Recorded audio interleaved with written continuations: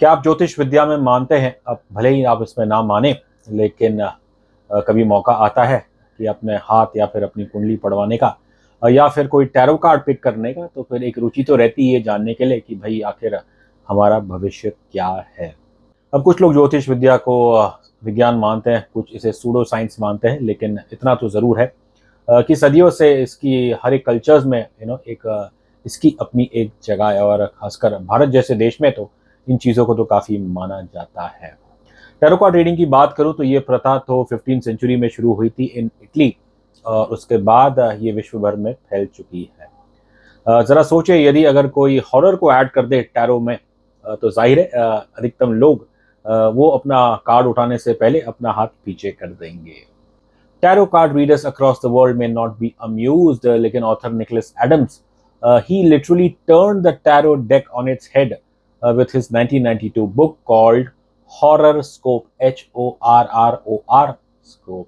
32 साल के बाद this book became the inspiration for writer-director duo Spencer Cohen and Anna Hellberg to craft their own tarot tale. A bunch of friends, करीब 7 लोग हैं जिन्होंने एक वीकेंड मनाने के लिए एक शहर से दूर एक मैंशन उसे रेंट पे लिया है।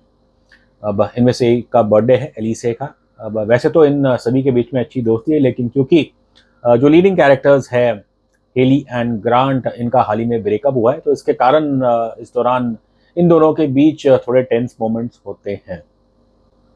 अब रात का समय है, अब इनके पास शराब ख़त्म हो जाती है, और फिर एक दो लोग सुझाव करते हैं कि ऐसी पुरानी हवेली में तो कोई ना तो कहीं पुरानी दारू छुपी होगी।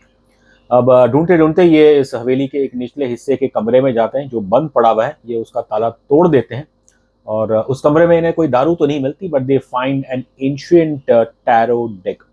अब क्योंकि लीडिंग कैरेक्टर हेली वो खुद एक टैरो कार्ड रीडर है, तो फिर इनके दोस्त इनसे गुजारिश करते हैं कि प्लीज़ टाइम पास करने के लिए आप हमारे कार्ड्स पढ़िए। बस ऐसे ही पढ़ पढ़ के रात हो जाती है, अगले दिन सुबह आ जाता है, और फिर the 7 people they go back to their mundane city lives.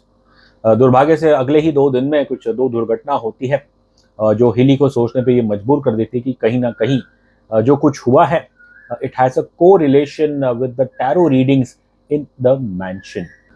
Writer director जो कोहेन एंड हेल्बर्ग, कहना पड़ेगा इनके पास एक अच्छी कहानी है, और जो इस कहानी के पीछे की जो हॉन्टिंग है, उसकी बैक स्टोरी है, वो भी काफ़ी इंटरेस्टिंग है। लेकिन दुर्भाग्य से जो इसका ओवरऑल स्क्रीन पे है वो बिल्कुल दमदार नहीं है।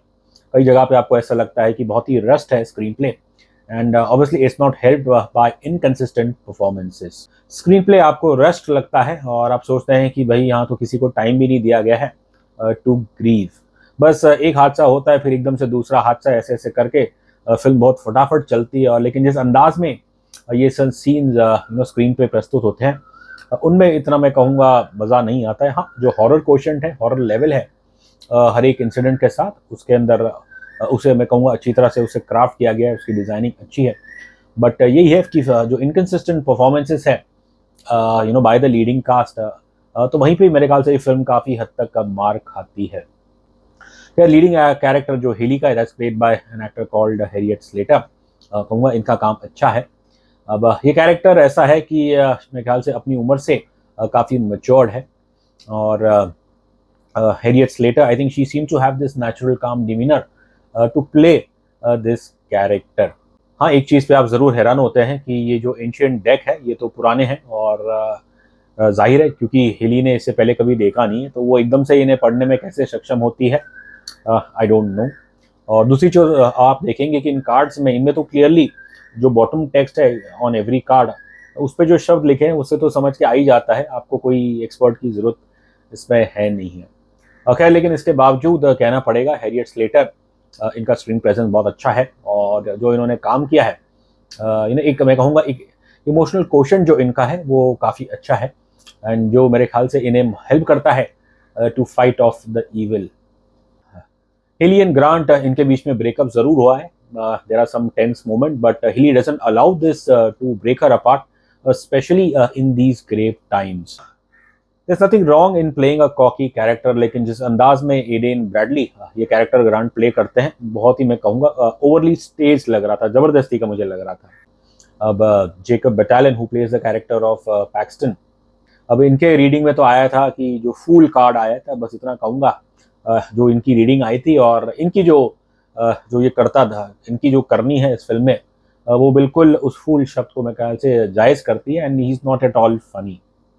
As we said before, the male cast largely disappoints, और इस फिल्म की जो डोर संभाली है, इस फिल्म की यंग फीमेल कास्ट, अब हम हेली की तो जिक्र कर ही चुके हैं, हैरियट स्लेटर की। अब इनके अलावा इस फिल्म में एक एक्ट्रेस है कॉल्ड अवंतिका, जो कि भारतीय, जाहिर है भारतीय मूल की है। अब इनके बारे में हमने पढ़ा दैट दो शी इज़ अमेरिकन इंडियन, लेकिन इन्होंने तेलुगु फिल्मों में भी काम किया है। यहाँ पे वो she is playing the character of page. अब इनका चेहरा आप देखें तो घुंघराले बाल है, कर्ली बाल है, और शुरुआत में आई think she is the most Babli character, लेकिन जैसे तकलीफ़ें शुरू हो जाती है, जैसे हॉन्टिंग शुरू हो जाती है, तो मेरे ख्याल से जो सबसे ज़्यादा कोई अगर एक कैरेक्टर जो फियर को सही तरीके से इमोट करता है, so that is this character of page. अब इनके अलावा जो बाकी फीमेल एक्टर्स है उनका काम मैं कहूँगा अच्छा है, और जो एलिसे का कैरेक्टर है, अनफॉर्चुनेटली जो उनके साथ हादसा होता है, वो इस फिल्म का सबसे मैं कहूँगा खौफनाक और सबसे दर्दनाक है। फिल्म में आप देखें तो ऐसा लगता है कि directors they have failed to look beyond the 7 protagonist.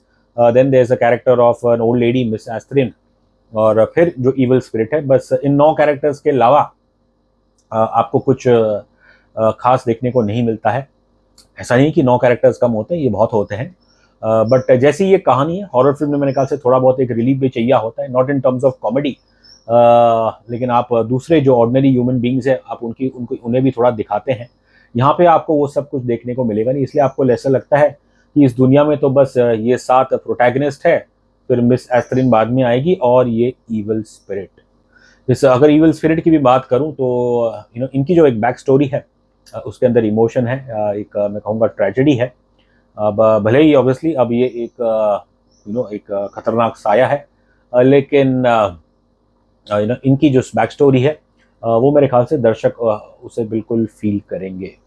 Tarot boast of a compelling narrative, unfortunately the directors Duo creativity के मामले में थोड़ी ये फिल्म कमज़ोर पड़ जाती है।